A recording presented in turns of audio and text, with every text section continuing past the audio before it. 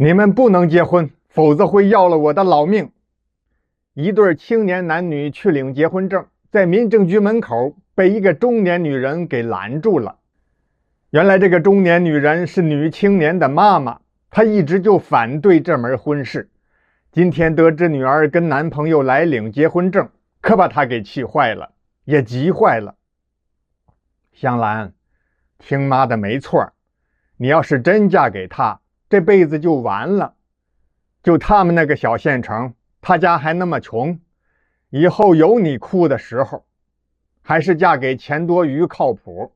再说人家钱多余不是也挺帅的吗？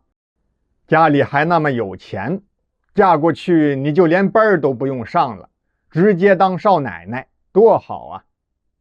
女儿李香兰听了母亲郭教慧这一番话，不以为然。而一旁的男朋友傅双铁脸上写着大大的尴尬，但他对女朋友李香兰的爱是真挚热情的。小伙子鼓足了劲头，面带微笑：阿姨，我会对香兰好一辈子的，不会让她吃苦受罪，我会好好赚钱，努力给她最好的生活。得，赶快打住吧啊！郭教慧打断了傅双铁：你这上嘴唇一碰下嘴唇的，骗我女儿行，可骗不了我。跟真金白银比起来，你这些话等于放屁。傅双铁的脸腾就红了，女朋友李香兰可气坏了：妈，你太不尊重人了，走。说这话一拉男朋友傅双铁的手：咱去登记领证。绕过他妈郭教慧，两个人走进民政局。郭教慧这回可真急眼了，紧紧跟在两个人的身后：香兰，跟你说实话吧，妈，我得了绝症了，需要治疗费几十万，要是有钱的话还能保命，否则只能是死。人家钱多余说了，只要你愿意嫁给他，他马上给我花钱治病。李香兰与傅双铁同时停下了脚步，扭头惊讶地看着郭教慧：阿姨，我可以回老家想想办法，找亲戚朋友们借钱，也要帮你治病。傅双铁说的是真心话，李香兰很感动，但是她犹豫了，她不想让男朋友为了给自己的母亲治病，欠下那么多钱的债务。妈，你真得了病了吗？当然了，这话有乱说的吗？女儿李香兰痛苦极了，从小父亲就去世了，母亲一个人拉扯她长大，也的确不容易。妈妈的病必须得治，但她真不舍得跟傅双铁分手。可现在仍然坚持与傅双铁结婚的话，就算是傅双铁真的去向他的亲戚们借钱，也很难借到那么多。即便是借到了，难道不用还吗？最后一咬牙一跺脚，李香兰松开了傅双铁的手，跟随着妈妈郭教慧回家去了。傅双铁痛不欲生，收拾行李回了县城老家。李香兰在妈妈郭教慧的催促之下，很快与阔少爷钱多余举行了婚礼。结婚3天回门的时候，李香兰就催着妈妈去住院治病。没想到郭教慧与女婿钱多余相视一笑，然后扭头这才对着女儿一呲牙：香兰，告诉你个好事儿，妈，我根本没有病，这是我和多余我们俩定的一个计策，你中计了。李香兰听着生身母亲这笑声，觉得浑身冰凉，嘴唇不由自主地发抖。她似乎不认识郭教慧了，心想：这是我的亲妈吗？李香兰真想马上离婚，可是她骨子里特别保守，把婚姻看得十分神圣，认为离婚是一件耻辱的事情。哎，凑合着过吧。李香兰哪里能想得到，这婚姻不是她想凑合就能凑合得了的。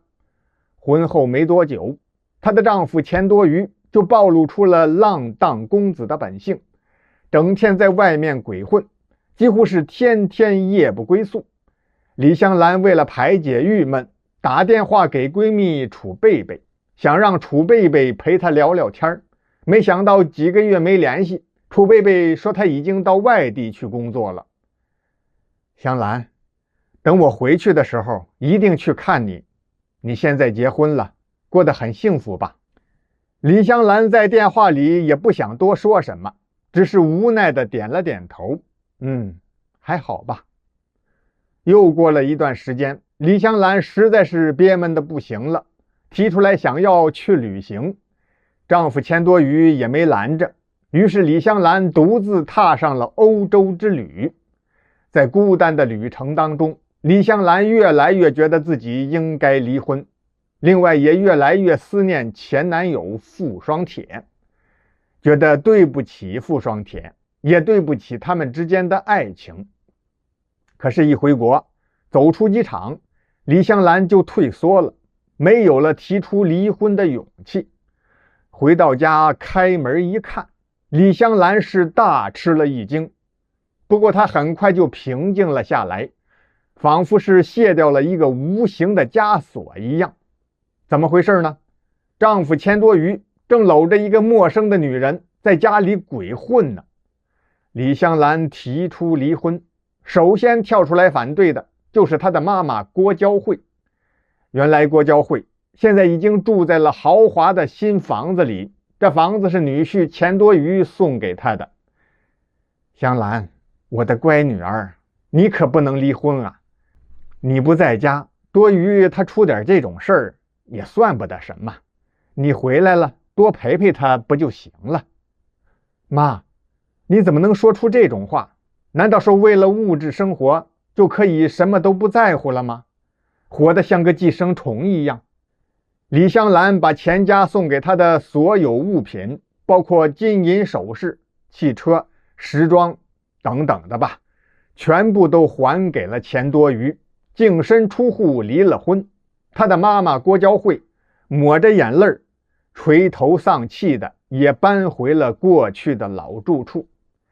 拿到离婚证的第二天，李香兰就踏上了去往前男友傅双铁老家的长途汽车。到了傅双铁家，一敲门，只有傅双铁的父母在家。叔叔阿姨，双铁干什么去了？怎么他的手机号成了空号了呢？孩子，他换了电话号码了，现在开了个饭馆，经常不回家里来，你去饭馆找他吧。李香兰匆匆忙忙找到傅双铁开的饺子馆，迫不及待是推门便进。抬眼一看，十分意外，小小的饺子馆生意很红火，有一男一女两个人正在热火朝天地招呼着客人们。男的是傅双铁，女的竟然是李香兰的好闺蜜楚贝贝。看到突然出现的李香兰，傅双铁和楚贝贝都是一愣，不过很快就全都咧嘴笑了，热情地招呼李香兰坐下，端上来了一大碗香喷喷的饺子。李香兰怀着复杂的心情，心里也不知道在想些什么，好不容易把饺子吃完了，店里的客人也走得差不多了，傅双铁和楚贝贝这才一同坐下来陪着李香兰说话。原来傅双铁在民政局门口被迫与李香兰分手之后，他是痛不欲生，心灰意冷。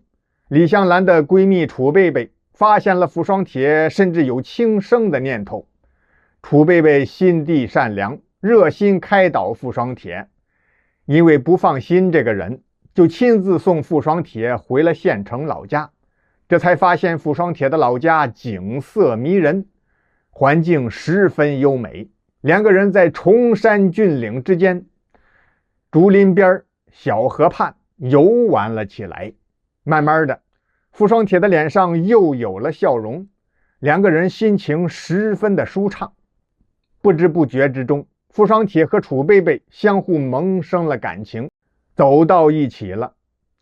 当时李香兰婚后心情郁闷，给楚贝贝来电话的时候，楚贝贝正在与傅双铁一起爬山呢。怕傅双铁想起伤心事，所以他才匆匆挂断了李香兰的电话。如今楚贝贝与傅双铁已经领了结婚证，两个人开的饺子馆也是生意兴隆。香兰，看你气色不是太好，是不是身体不舒服啊？哎，没什么，我挺好的。